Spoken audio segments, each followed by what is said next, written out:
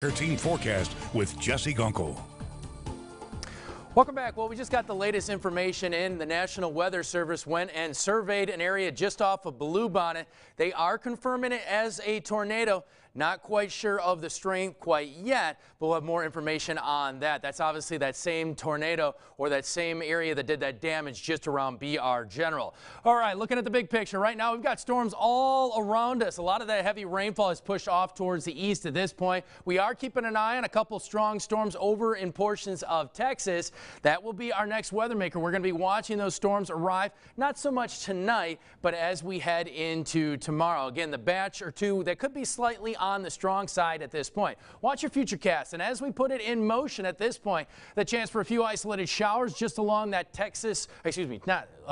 Mississippi, Louisiana line at this point. By the time we make our way into the afternoon hours, we're going to watch those storms kind of drop into the area.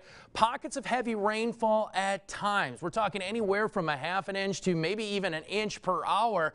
Not expecting flash flooding. I think we're going to get a long enough break between this round, the one that we had this morning, and obviously what happens going into tomorrow afternoon. But after that, we'll start to dry things out a little bit by the time we enter the upcoming weekend. Futurecast out there, and as you see, big picture, we're going to be looking, this is just one model, anywhere from a half an inch to maybe up to an inch and a half of overall rainfall. Once again, it's going to be a localized concern out there. Looking at your estimates for another model, for most of us, we're going to sit in that half inch to inch and a half inch range. And again, that's an average. Locally, we could see some higher amounts just like we saw today.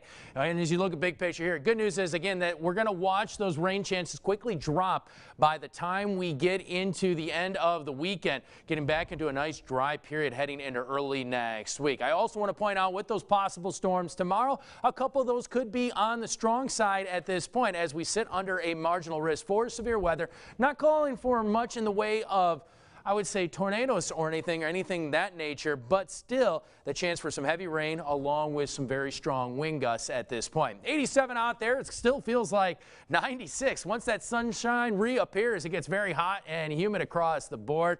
Again, the concern is that we've got the potential for more rain on the way, but not expecting flash flooding. In fact, they've dropped us from all watches and warnings across the area. We're only looking for some lower rain totals in that half inch to maybe inch and a half category, and then the picture looks much nicer by the time we head into early next week.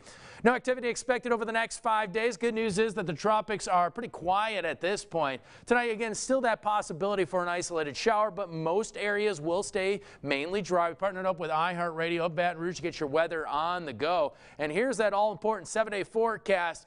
We've got 89 with some scattered storms, mainly during the afternoon hours of tomorrow. Maybe one or two strong storms in the mix, so stay weather aware. Down to 71. 89, possibility still of a couple showers out there on Saturday, but I think longer periods of sunshine, and then we get back to some sunshine. Highs back into the 90s by Sunday. Once that late season cold front dries through, well, we could be in for a very comfortable forecast heading into early next week. Highs will sit in the mid to upper 80s, even overnight lows dropping into the 60s at this point. And your Skeetometer brought to you by Selvin. We continue to sit in that high category. We'll be right back.